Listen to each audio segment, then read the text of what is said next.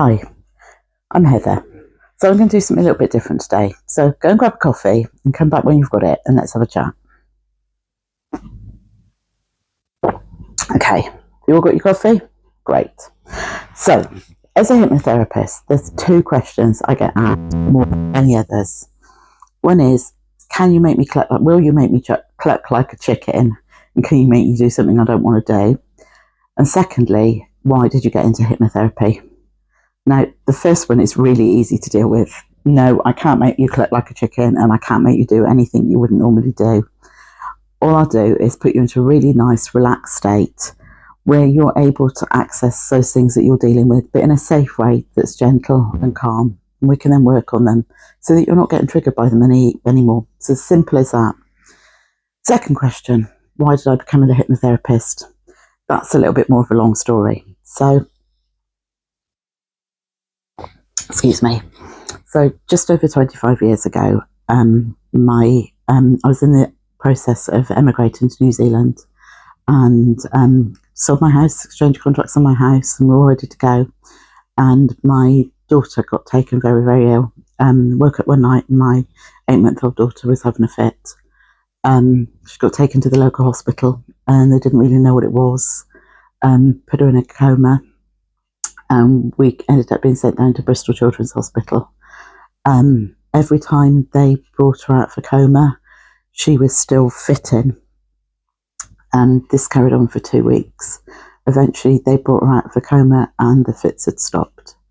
But at that point, she didn't come out of the coma. She wasn't in a medically induced coma anymore. She was in a normal coma. We spent the next 2 months not knowing what was wrong with her.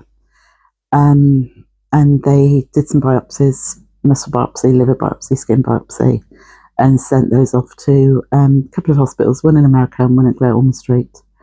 Eventually we got the answers back from the hospital in the States that she had a very rare genetic disorder and she wasn't going to make it.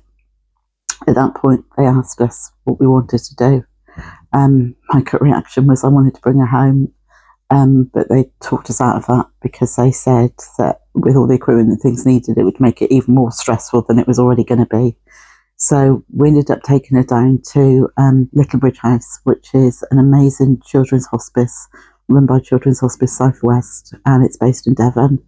And even 25 plus years on, I cannot thank them enough for what they did for us during that time. They were absolutely unbelievable.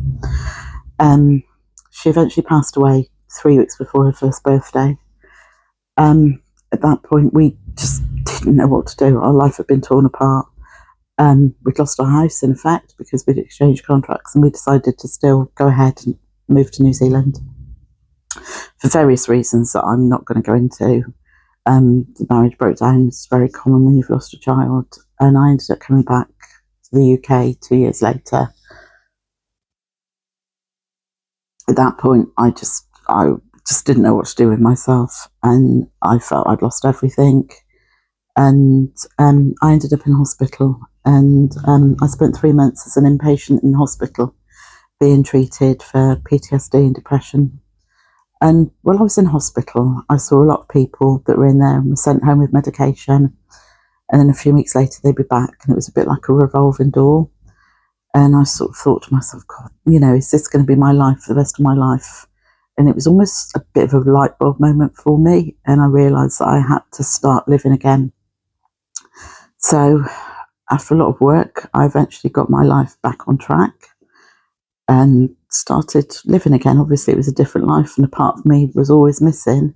But I did start living again. And eventually, I started working at Great Ormond Street Hospital on the Child Death Helpline, where I was working supporting other bereaved parents, and it was amazing. It was one of the best things I've ever done. It was also one of the hardest, and I did it for about 2.5 years, and after that time I realised that I was probably taking a little bit too much home with me. I was struggling to forget some of the things that I was being told, and I stopped doing it, and I went back to a very, very corporate life. And I was lucky enough to have a job that took me all over the world. I travelled to America, to Israel, to Switzerland, Dubai. I travelled all over the world, and it was an amazing experience, but it was very tiring, very hard. And obviously I was away from home a lot. And then 2020 hit and COVID came. And I caught COVID quite early on. I caught COVID in about June of 2020, so before any vaccines and anything like that. And I was quite ill for a very, very long time, and I couldn't work. I couldn't hold a conversation for about 3 months because I couldn't stop coughing. It was horrendous. And I ended up being made redundant during COVID. And I'd always missed, even though the job I had was sort of helping people, it was helping children with club feet. I really missed that feeling of making a difference in somebody's life, even though I was making a difference. It wasn't the same as I'd been doing before. And I'd had a friend who'd been a hypnotherapist, and he trained with the Quest Institute, and he'd been a hypnotherapist for about 14 years, and it was something that I'd always been interested in. So sat down and worked out some sums and worked out if I got a bit of freelance work and things that we could do it financially. And so I took a year out and I did my hypnotherapy training and started my own business. And it was the best thing I ever did. I love what I do. I love seeing somebody walk in and then 6 sessions later, or however many sessions later, they're walking out and they're a completely different person. And it's absolutely amazing. So yeah, that's why I do what I do. So I hope you've enjoyed this little chat. And if you have, please let me know in the comments, and perhaps we'll do this again sometime. Take care.